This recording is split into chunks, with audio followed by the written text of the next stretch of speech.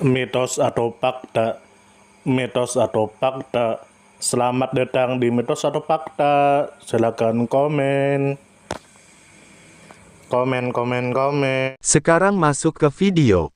Jub Yusuf atau Sumur Yusuf. Tentu saja kemungkinan tidak asing di telinga kita, terlebih bagi para orang-orang yang pernah mendengarnya. Disebutkan menurut informasi yang beredar bahwa Jub Yusuf adalah sebuah situs arkeologi yang dikenal sebagai Sumur Yusuf. Tempat ini dipercaya umat Islam sebagai lokasi lubang tempat Yusuf bin Yakub, tokoh dalam Al-Quran dan Alkitab, dilemparkan oleh saudara-saudaranya. Sumur tersebut berupa galian dengan diameter sekitar 1 meter dan kedalaman sekitar 4 meter, beratap kubah yang ditopang 4 pilar serta dikelilingi kuburan kuno.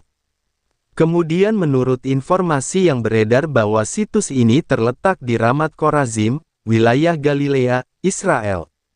Jub Yusuf berada di dekat permukiman Amiyat pada ketinggian 246 meter di sisi barat Bukit Berbatu. Wilayah sekitar termasuk ke dalam yurisdiksi Dewan Regional Galilea Atas. Kemudian menurut informasi yang beredar bahwa catatan terperinci pertama tentang Jub Yusuf berasal dari tahun 1599 oleh penjelajah Italia bernama Aquilante Rocetta. Situs ini kemudian disebutkan kembali pada berbagai periode, antara lain pada tahun 1799 ketika pasukan Napoleon terlibat dalam pengepungan Akko, tahun 1812 melalui catatan Rincin Burckhardt, tahun 1837 saat gempa bumi besar mengguncang Safed, serta tahun 1875 ketika dilakukan survei arkeologi oleh Palestine Exploration Fund. Pada tahun 1900 seorang dermawan meletakkan plakat marmer pada kubah sumur ini. Kemudian menurut informasi yang beredar bahwa situs ini dikaitkan dengan Yusuf bin Yakub yang dihormati dalam tradisi Islam, Yahudi dan Kristen. Banyak pelancong, penjelajah dan arkeolog Eropa abad ke-16 hingga 19 mencatat keberadaan dan kondisi situs ini. Rocetta, Burckhardt dan tim survei Palestina dari Inggris memberikan deskripsi paling detail. Pada masa Ottoman, keberadaan pasukan Maghrebi dari Afrika Utara juga tercatat di wilayah ini. Kemudian menurut informasi yang beredar bahwa Jub Yusuf memiliki makna religius karena diyakini berkaitan dengan kisah Yusuf bin Yakub.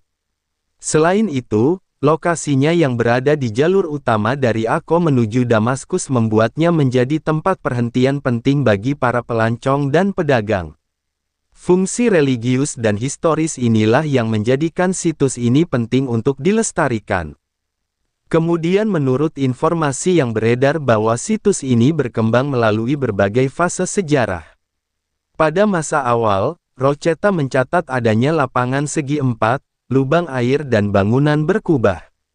Pada masa Burckhardt, sumur tersebut masih berfungsi dengan air yang tidak pernah kering. Namun, gempa besar tahun 1837 merusak sebagian struktur termasuk halaman dan masjid di sekitarnya. Survei Inggris pada abad ke-19 mencatat kondisi Han yang masih dianggap baik meskipun sebagian sudah runtuh. Kini yang tersisa hanyalah bagian fondasi, reruntuhan dan plakat peringatan dari tahun 1900. Dari sisi sejarah, Jub Yusuf menjadi saksi perjalanan panjang hubungan manusia dengan tradisi, kepercayaan dan perdagangan lintas wilayah. Lokasinya yang berada di jalur Akko menuju Damaskus memperlihatkan bahwa situs ini bukan hanya tempat religius, tetapi juga bagian penting dari infrastruktur perjalanan pada masa lalu. Dari sisi arkeologi, catatan Burckhardt dan survei Palestine Exploration Fund memberikan informasi berharga tentang arsitektur Han, sumur, halaman dan masjid. Deskripsi mengenai diameter sumur, kedalaman, serta bahan bangunan seperti batu dan batu bata memberikan gambaran teknis tentang teknologi bangunan masa itu.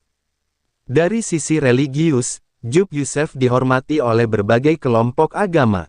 Umat Islam memandangnya sebagai lokasi suci yang terkait dengan kisah Yusuf dalam Al-Quran. Umat Kristen Timur tercatat pernah mengadakan prosesi keagamaan di sana. Umat Yahudi menghubungkannya dengan kisah Yusuf dalam Alkitab.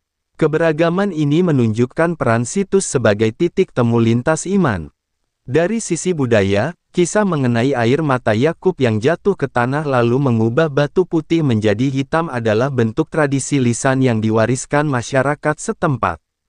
Legenda tersebut memperlihatkan bagaimana memori kolektif membentuk identitas budaya. Dari sisi sosial, keberadaan pasukan Maghrebi dari Afrika Utara yang ditempatkan di daerah ini pada masa Ottoman menunjukkan adanya interaksi antar bangsa dalam menjaga stabilitas wilayah. Hal ini juga mencerminkan bahwa situs ini berada dalam lingkup kekuasaan politik besar pada zamannya. Dari sisi konservasi, kondisi situs yang kini tinggal fondasi dan reruntuhan memperlihatkan tantangan dalam menjaga warisan sejarah. Upaya pelestarian melalui catatan perjalanan, survei arkeologi dan plakat peringatan sangat penting agar nilai edukatif dan religiusnya tidak hilang. Dari kisah Jub Yusef, pelajaran hidup yang dapat diambil adalah pentingnya menjaga warisan sejarah dan menghargai nilai religius yang diyakini banyak orang.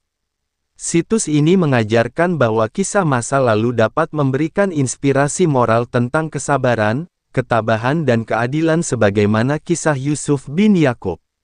Selain itu, pertemuan budaya dan keyakinan yang berbeda di satu tempat menunjukkan nilai toleransi dan penghargaan antar umat manusia. Aquilante Rocheta memberikan catatan awal yang penting, meskipun deskripsinya lebih bersifat singkat dan belum mendetail. Namun, kelebihannya adalah memberikan gambaran awal tentang tradisi keagamaan yang berlangsung di tempat tersebut. Burckhardt memiliki kelebihan dalam memberikan deskripsi rinci arsitektur dan kondisi sumur, meskipun ia sendiri meragukan keaslian klaim religiusnya. Kekurangannya adalah catatannya bersifat subjektif karena berdasarkan pengalaman pribadi. Palestine Exploration Fund berjasa dalam mendokumentasikan kondisi Han dengan pendekatan ilmiah pada abad ke-19. Namun, keterbatasannya adalah hasil survei tidak diikuti dengan konservasi nyata. Perlu ada upaya internasional lintas agama untuk melestarikan Jub Yusef, tidak hanya sebagai situs arkeologi tetapi juga sebagai simbol persatuan nilai spiritual. Kajian lebih lanjut dapat dilakukan dengan metode arkeologi modern, ditambah dengan penelitian interdisipliner yang melibatkan sejarah, antropologi dan teologi. Sumber referensi Google Chrome dan ChatGPT. Gimana menurut Anda semua? Apakah itu mitos atau fakta? Jika mitos, silakan tulis di kolom komentar. Dan jika fakta, silakan tulis di kolom komentar. Karena kita tahu bahwasanya mitos itu adalah cerita yang dipercaya sebagai hasil imajinasi dan kebenarannya tidak dapat dibuktikan. Sedangkan fakta adalah suatu peristiwa atau keadaan yang benar-benar terjadi dan dapat dibuktikan. Nah, jadi bagaimana menurut Anda semua? Apakah ini mitos atau fakta? Silakan tulis di kolom komentar.